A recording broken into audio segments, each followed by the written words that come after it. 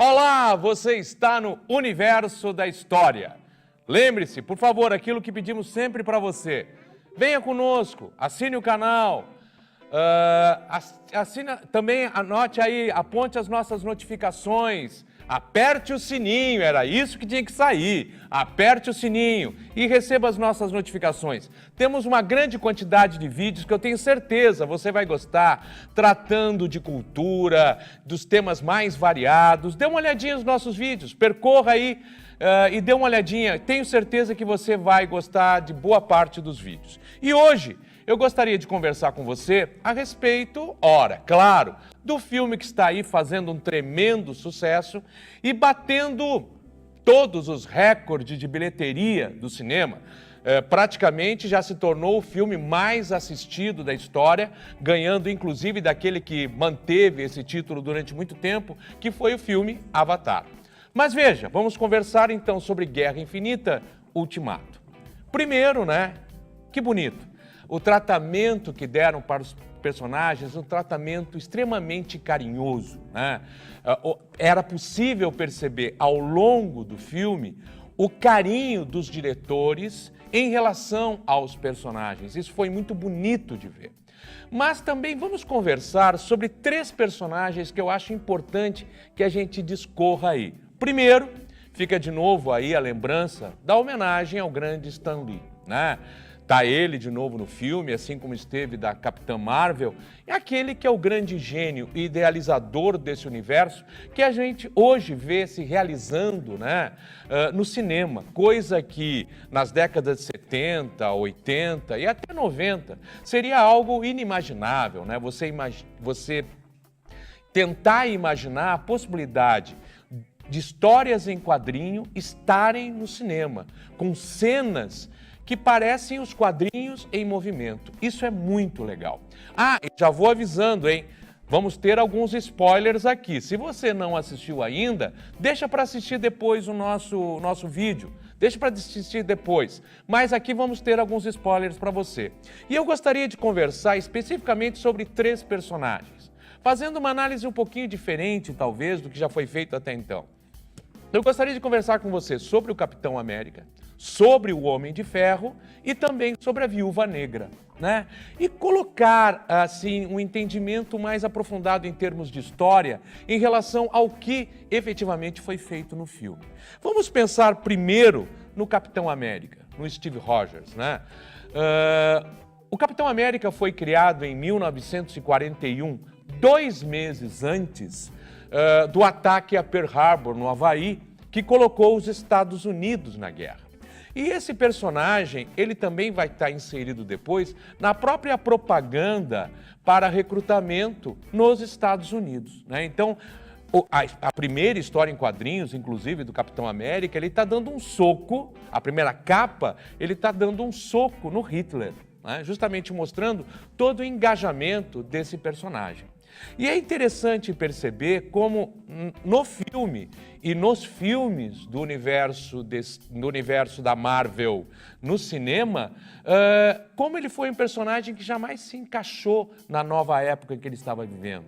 Ele desperta 70 anos depois, no período em que nós vivemos, e ele não se encaixa efetivamente, E mais do que um homem fora do seu tempo, ele é um homem de princípios dentro de um período em que os princípios meio que se perderam.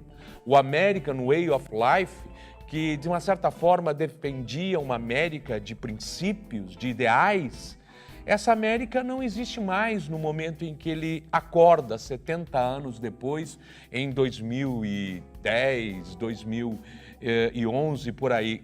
No período dos anos 2000, já não existe mais. E ele se sente um homem deslocado.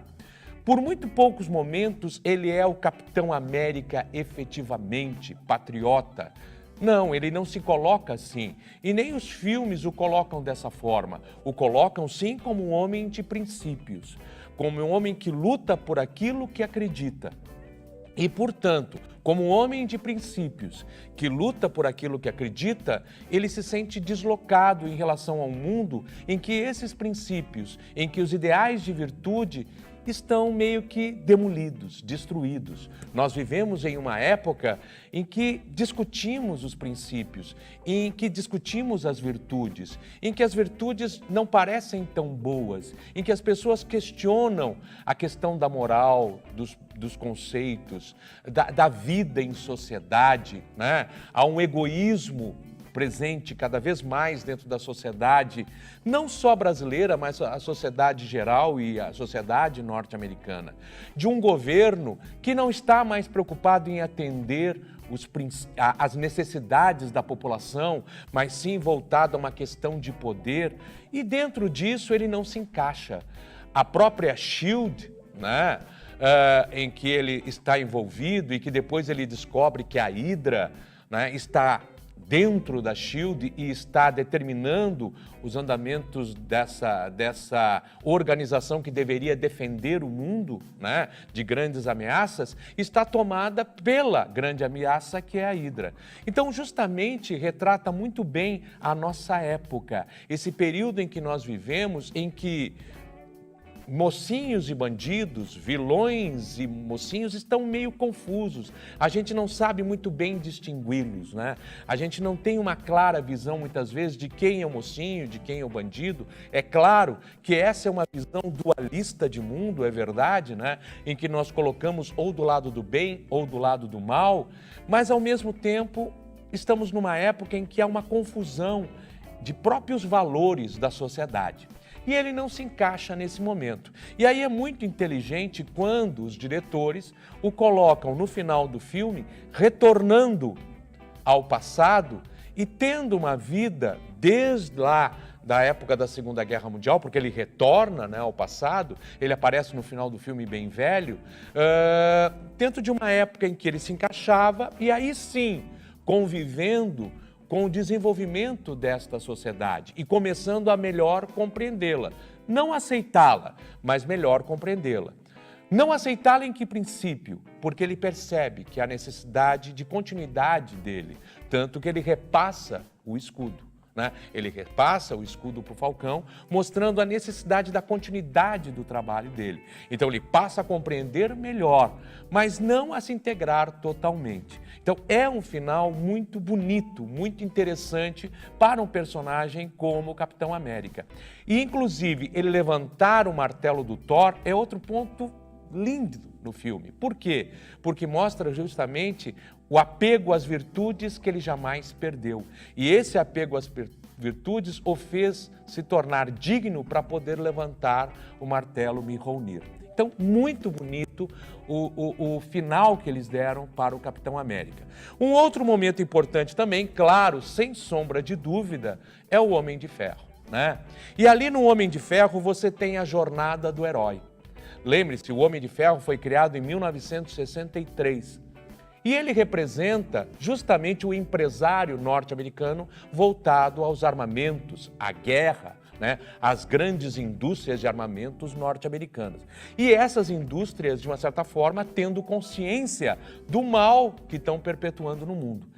Tanto que o personagem, ele começa extremamente egoísta, voltado para ele, sem se preocupar com a destruição que as armas que a fábrica dele produz, né, a destruição, a matança que elas produzem, até que ele começa a ter consciência do que está acontecendo. E ele se nega a continuar a fabricar as armas que estão produzindo destruição. E ele vai passar a usar toda a tecnologia desenvolvida para justamente lutar contra o mal, contra as coisas horríveis que estão acontecendo. Ele tenta, de uma certa forma, o resgate dele mesmo, o resgate do que ele foi. Aí a jornada do herói. Até o momento em que ele luta decisivamente e dá a própria vida por isso, né? E o interessante é quando a noiva dele, a namorada dele, a Pepper, chega para ele e diz: estão todos bem, descanse. Né? Quer dizer, ele conseguiu resgatar tudo o que ele queria resgatar. E agora ele pode descansar em paz. A própria jornada do herói. belíssimo como foi feito. Um outro aspecto importante também é quanto à Viúva Negra, o terceiro personagem com quem eu queria falar com você. A Viúva Negra, o nome dela, Natasha Romanoff. Romanov, né? Qual era esse nome Romanov? Vem de onde? Ela foi criada em 1964. E ela, o nome Romanov, vem da família Romanov do czar Nicolau II, aqueles que eram os imperadores, né, que representavam o Império Russo. Bem, ela então justamente vai caracterizar o quê? A Rússia, e mais especificamente no período da Guerra Fria, a União das Repúblicas Socialistas Soviéticas.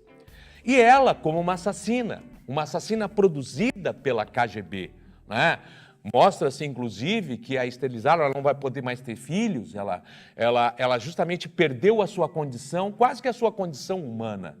Mas ela faz a sua jornada do herói, partindo de assassina a heroína, né? E atravessando todos os caminhos necessários para isso. Aos poucos, digamos assim, ela vai resgatando sua alma. E por isso é bonito, no final do filme, ou melhor, no transcorrer do filme, vendo ela ser aquela que vai dar a vida pela joia da alma. Por quê? Porque ela havia resgatado sua alma. Com o final de Guerra Infinita, quando Thanos faz o estalo, e depois, durante o início do filme Ultimato, ela é a que mais está sofrida, ela é que mais está sentindo, porque ela foi aquela que resgatou sua alma. Então, aquela que tinha mais a ver com a entrega da alma. Ela era o resultado de um tempo que não existe mais, de uma União Soviética que não existe mais, né? De uma Guerra Fria que não existe mais. Se o Capitão América era um sujeito deslocado, mas que vinha de princípios que ele não encontrava nesse novo tempo, ela também era deslocada, mas só que de uma outra forma, de uma pessoa que buscava princípios de uma época que não tem esses princípios postos, definidos e bem claros. E uma mulher que buscava isso de um tempo que ela foi uma assassina a serviço de um regime que desmoronou e que não existia mais. Então, dentro desse contexto, ver a Viúva Negra sendo aquela que, no final das contas, dá a vida, dá a alma pela alma dos outros, é um momento de extrema sutileza e de extrema beleza. Meus parabéns para os roteiristas e para os próprios diretores. Esses três personagens, eles construíram e eles dão a volta muito bem no que foi o universo Marvel até agora.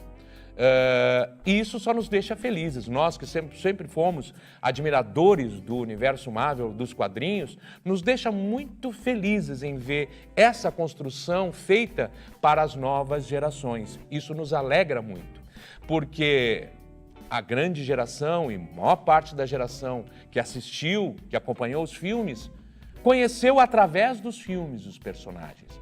Então é bonito ver esse tipo de coisa. Bem, espero que você tenha gostado. Um abraço, até a próxima, hein? E não esqueça, até o agora também é história. Tchau, tchau!